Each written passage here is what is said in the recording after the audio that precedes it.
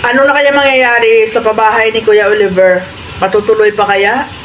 Magkakasundo pa kaya si Nanay Ansing at si Kuya JJ?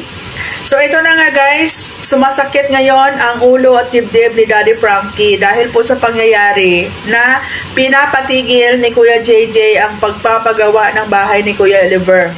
Kasi nga ang usapan nga naman noon is ipapatay ang puno ng kawayan kasi ilalagay ang bahay ni Kuya Oliver sa gitna. Nung time na nilayout na yung pabahay, ni-suggest ni Ansing na dito ilagay sa malapit sa bahay niya, no? And tinanungan ni Daddy Frankie na kung okay lang. Ang sabi naman ni Ansing is nag-usap na sila ni Kuya JJ. Ang nakapagtataka kasi dito guys is pang isang linggo na ginagawa yung bahay ni Kuya Oliver. Dapat nung una pa lang, no, nagreklamo na agad si Kuya JJ para hindi na itinuloy. Kasi nakita nyo guys, naka-skeleton na yung bahay, no? So ngayon, eto nga, nagsasagutan, nag-aaway itong si Ansing at si Kuya JJ dahil ayaw pumayag ni Kuya JJ na ituloy yung bahay kasi nga, dito napunta sa malapit sa bahay ni Ansing at sa parte ni Ansing na lupa. Baka daw may tendency na balang araw ay angkinin ni Ansing at ng mga anak niya itong bahay ni Kuya Oliver, no? And ang isip naman ni Ansing is sayang naman daw yung space kung ipagitna kasi pwede pang isang bahay ang ipatayo doon. Pero kung titingnan po natin guys, no, yun kasi yung usapan. Hindi ko rin alam guys kung bakit. Siguro si Kuya Daddy Frankie sobrang nagtiwala naman dito kay Ansing kasi nga sabi niya nag-usap sila. Pero kung balikan po natin, yun talaga yung usapan noon, no, na sa gitna talaga ilagay ang bahay ni Kuya Oliver para pwede ni Kuya JJ matingnan, pwede din matingnan ni Ansing. Kaya nga yun ang purpose na natagalan. Kasi nga pinatanggal pa yung puno ng kawayan at ginastusan ni Daddy Frankie yun, no? Kung nasundan nyo po yung kwento, malaki-laki na rin yung nagastos si Daddy Frankie doon kasi ilang beses siya nagbigay ng pangbayad doon sa para matanggal yung kawayan na yon, no? Ngayon na natanggal ang kawayan, hindi naman pala nakakasagabal yon sa pinapatayong bahay ngayon, no? So, at saka alam nyo guys, may makikita mo kasi dito na parang may personal interest talaga si Ansing. Kasi bakit? No? Nung pisahan na pong ipatayo yung bahay, si Ansing ang may gusto na gawing second floor yung bahay ni Daddy Frank, ni Kuya Oliver, na kung tutuusin mag-isa lang naman si Kuya Oliver. Ang gusto niya pa na pag maganda daw yung bahay ni Kuya Oliver mismo sa bunganga ni Ansing nanggaling yan, na malay mo baka napanood din yun ni Kuya JJ, no? Kaya siya nakapag-isip si Kuya JJ at kung meron taong mas nakakilala dito sa ugali ni Ansing, si Kuya JJ yun kasi kapatid niya. Sa bibig mismo ni Ansing nanggaling na pag mas maganda daw yung bahay ni Kuya Oliver ay palit daw sila at doon si Kuya Oliver titira sa lumang bahay at sila daw yung titira dyan.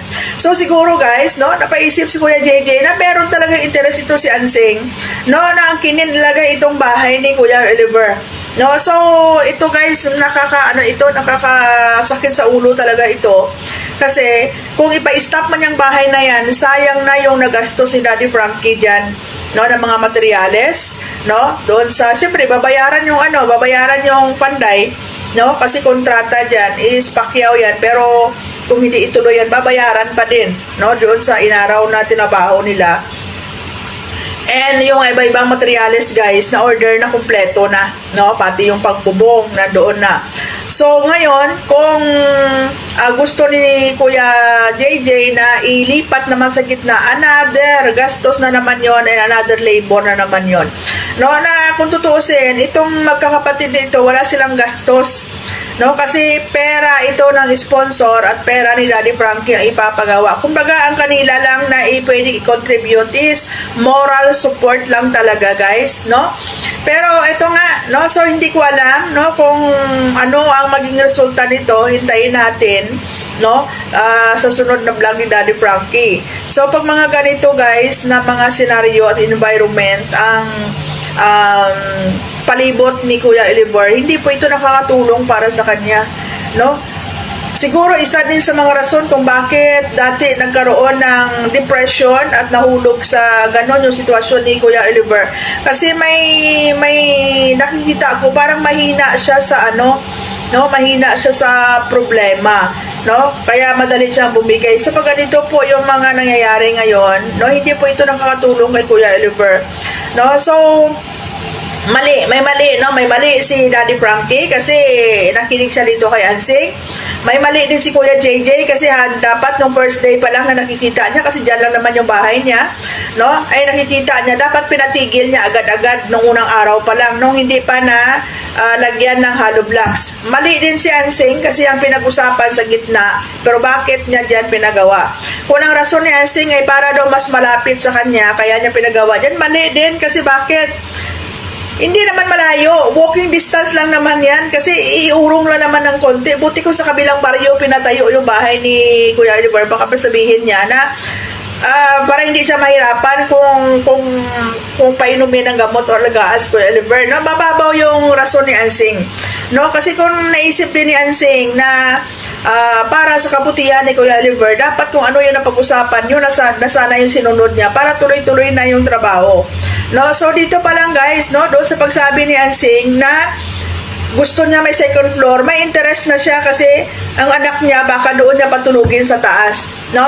Tapos nung sinabi niya na pag maganda yung bahay ay magpapalit sila, makikita mo may personal interest talaga siya, no? May personal interest talaga siya, kaya yung bahay ay dyan niya pinatayo talaga. At saka kung sa lupa, mas malaki yung nakuha doon sa parte niyang lupa, no? So yun lang guys, no? Pero kung sinabi naman ni Kuya JJ na baka pagdating ng araw daw na wala si Oliver ay kunin, eh dahil single si Kuya Oliver, hindi naman natin hiningi, pero if ever na balang araw na mawala yan, eh depende na yan kay Kuya Oliver kung sino yung bibigyan niya, no? Kasi binata naman siya, unlike na kung may asawa siya, matik na yan sa asawa at anak niya mapunta, no? So dito guys, no, makikita ko dito kay Kuya JJ at kay Ate Ansing na hindi nila iniisip yung si Kuya Oliver lang talaga, na andyan yung may mga kanya-kanya silang interest, no? Kasi kung para lang kay Kuya Oliver, no, ay pwede naman yon, no? At saka ang pangit kasi doon pa talaga sila nagbangayan sa harap ng kamera,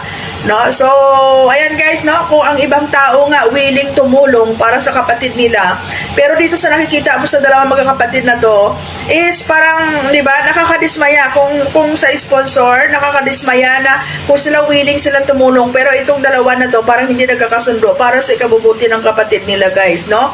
So wala namang problema kung ipatigil yan. Ang problema lang is nakagastos na si Daddy Frankie, no? Pwede naman yan, no? Kung merong extra na lupa, pwede naman doon ipatayo, hayaan na lang yan. Pero ang problema kasi guys, hindi basta-basta bumili ng lupa ngayon. At yung pera ni Kuya Oliver na 200,000 sa materials, parang kulang na kulang yon, no? Kasi doon pala sa materials ay mahigit 200 na o 150 ang Pacquiao sa Panday, no? Marami pang mga kulang-kulang diyan. So abutin yan kay bahay nga ni Ate Nida, di ba?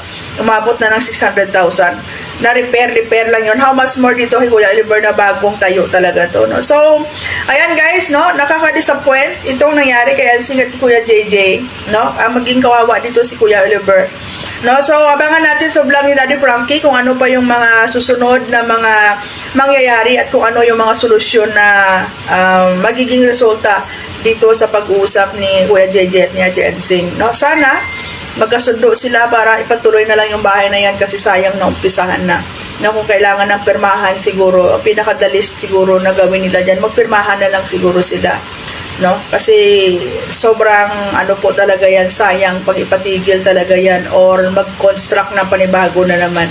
So maraming salamat and God bless everyone. Supportahan po natin Daddy Frankie Official, Aling Rochelle Vlog and sa buong team Daddy Frankie.